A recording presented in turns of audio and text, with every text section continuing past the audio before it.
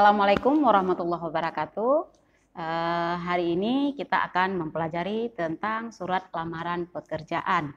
Nah, dalam surat lamaran pekerjaan itu ada dua pokok penting yang perlu kita pahami. Yang pertama itu ada sistematika surat lamaran pekerjaan. Yang kedua itu ada unsur kebahasaan dalam surat lamaran pekerjaan. Oke, untuk sistematika surat lamaran pekerjaan, yang pertama itu ada tanggal penulisan surat atau tanggal pembuatan surat. Kemudian diikuti dengan perihal dan lampiran, selanjutnya dengan alamat surat, kemudian salam pembuka, paragraf pembuka, isi, penutup, dan terakhir itu tanda tangan penulis surat. Nah, untuk materi sistematika ini kita sudah mempelajari pada pertemuan lalu. Oke, sekarang kita lanjut ke unsur kebahasaan penulisan surat lamaran pekerjaan. Nah, ada 3 poin penting dalam unsur kebahasaan surat lamaran pekerjaan. Yang pertama itu ada diksi, kemudian ada ejaan, kemudian ada sapaan atau kata ganti. Nah, untuk ejaan ini yang paling sering digunakan itu adalah penggunaan huruf kapital, kemudian penggunaan tanda baca ya. Itu dalam surat lamaran pekerjaan, itu yang paling sering digunakan. Nah, sekarang kita lanjut dengan penulisan tempat dan tanggal pembuatan surat.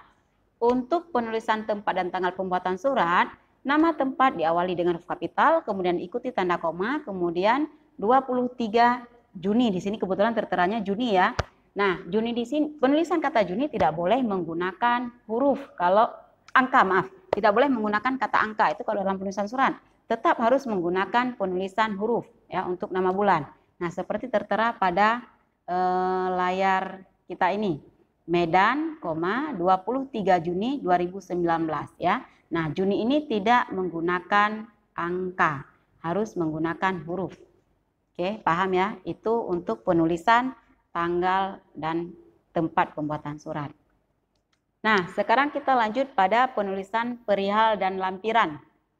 Nah, untuk perihal ini, perihal itu bisa dikatakan dengan judul surat.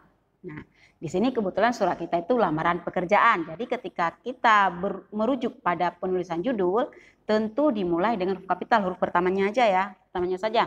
Tidak semua huruf dalam sebuah kata. Nah, di sini kebetulan perihalnya itu lamaran pekerjaan, ya. L-nya kapital, kemudian P-nya juga kapital. Nah, kemudian untuk penulisan lampiran, di sini kita buatnya 3 lembar. Kebetulan dalam surat ini minta 3 lembar ya. Jadi 3 lembar kita buat di sini. Nah, 3 ini kenapa kita tidak menuliskan dengan huruf? Itu kembali lagi pada penulisan huruf dalam ejaan. Nah, kalau misalkan dia bisa disebut dengan satu kata, ditulis dengan huruf. Tapi kalau dia 2 atau 3 kata itu ditulis dengan angka ya. Kebetulan di sini 3 lembar. Nah, di sini berarti kita menggunakan huruf penulisannya.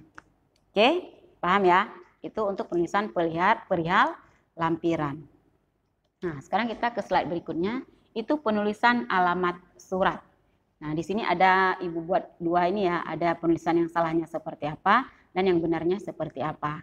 Untuk yang salah, di sini misalkan penulisan kata yang pertama ya, kepada yang terhormat manajer HRD PT Maju Mundur Sukses Jalan Sudirman nomor 18 Medan. Nah, di sini yang salahnya yang mana? Penulisan kata kepada YTH, artinya kan sudah 2 di situ. Langsung aja YTH-nya aja, tidak perlu lagi kata kepada.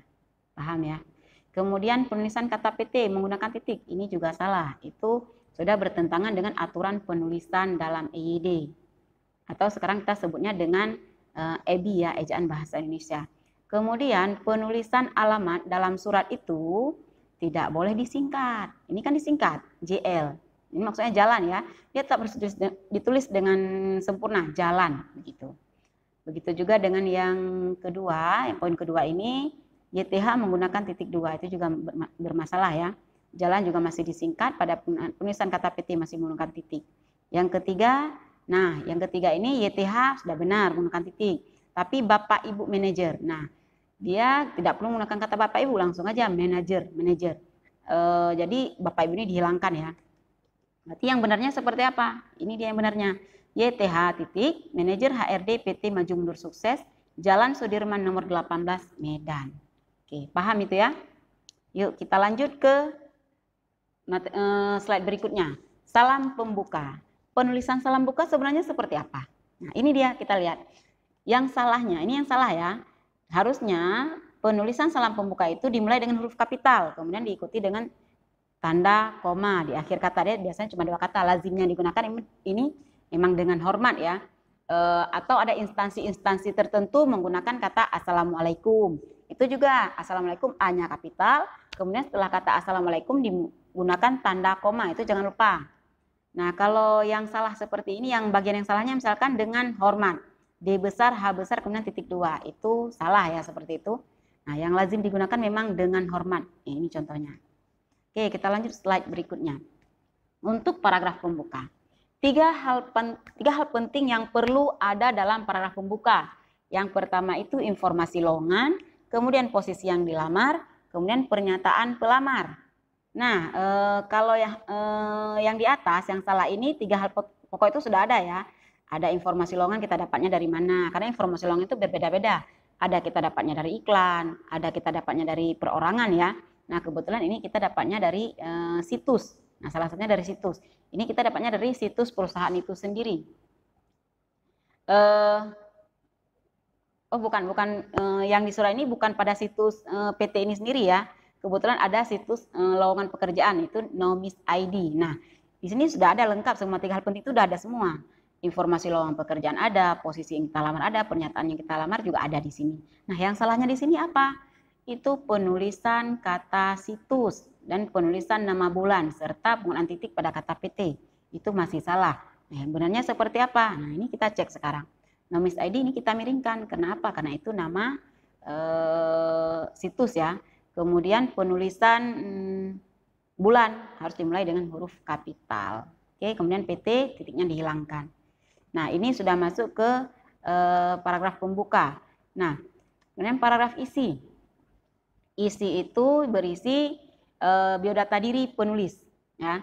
Nah, untuk biodata diri penulis itu harus biasanya kan biodata itu yang termuat dalam biodata ada nama, tempat tanggal lahir, pendidikan terakhir, alamat, telepon, email, itu yang paling penting ya. Nah, untuk menuliskan biodata diri itu harus dimulai dengan huruf kecil. Kenapa? Kan begitu pertanyaannya. Kenapa? Ini kan perincian. Nah, perincian ini termasuk ke dalam bagian kalimat sebelumnya. Maka itu dia harus digunakan huruf kecil penulisannya. Nama huruf kecil, tempat tanggal lahir huruf kecil, pendidikan, alamat, telepon, email. Tapi untuk nama, nah nama ini itu tetap mengikuti kaidah penulisan. Oke, paham ya? Nah, di sini kenapa salah? AMD. Harusnya sebenarnya kan A titik MD, M-nya M besar ya. Ahli media M-nya M besar. Ini maaf ada sedikit kesalahan di sini. M-nya M besar, kemudian D-nya D kecil ya. A titik M besar D kecil. Begitu ya penulisannya. Oke, kemudian kita lanjut. Bagian isi. Bagian isi masih bagian isi.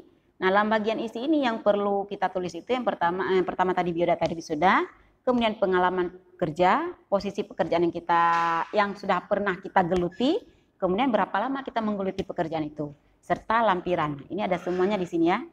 Nah, coba diperhatikan satu-satu. Biodata tadi sudah, pengalaman kerja itu ada di sini. Saya masih bekerja, itu merupakan pengalaman kerja. Posisi pekerjaan, staf akuntansi, kemudian berapa tahun ya. Di sini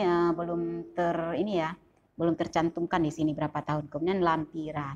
Oke, berarti untuk ini ada semua berarti ya untuk bagian isi yang ini.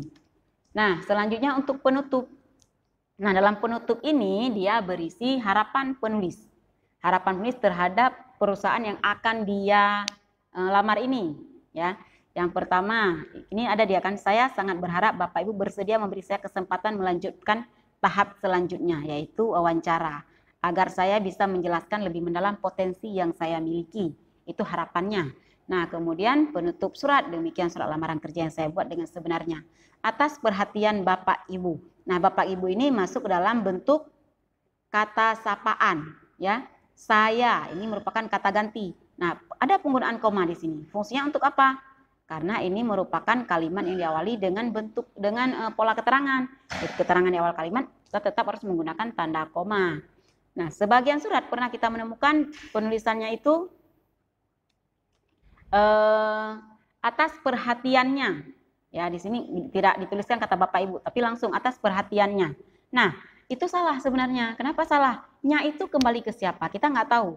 Artinya tidak ada sebelumnya kan, tidak ada sebelum kata itu tidak menyebutkan kata bapak ibu. Jadi nya ini dikembalikan ke mana? Jadi kalimat itu tidak bisa kita ambil tanggung jawab kembali ke siapa. Nah, jadi bagusnya memang dibuatnya atas perhatian bapak ibu saya ucapkan terima kasih. Kemudian hormat saya, di sini tidak perlu lagi kita menuliskan tanggal. Kenapa? Karena tanggal sudah ada di atas, paling atas pojok kanan tadi di sistematika. Tadi kita sudah membahas itu ya, itu yang paling pertama tadi. Nah, jadi di sini tidak perlu lagi penulisan tanggal, langsung saja hormat saya, Muyasir. Itu nama ininya ya, nama penulis suratnya. Oke, dalam penulisan surat itu kata ganti yang digunakan hanya kata saya. Kemudian tidak digunakan kata kami. Kalau menggunakan kata kami itu artinya suratnya itu tidak ditulis sendiri tapi bersama, kan begitu. Oke, itu saja untuk materi kita hari ini. Mohon maaf kalau ada kekurangan. Wabillahi taufiq wal hidayah. Assalamualaikum warahmatullahi wabarakatuh. Terima kasih.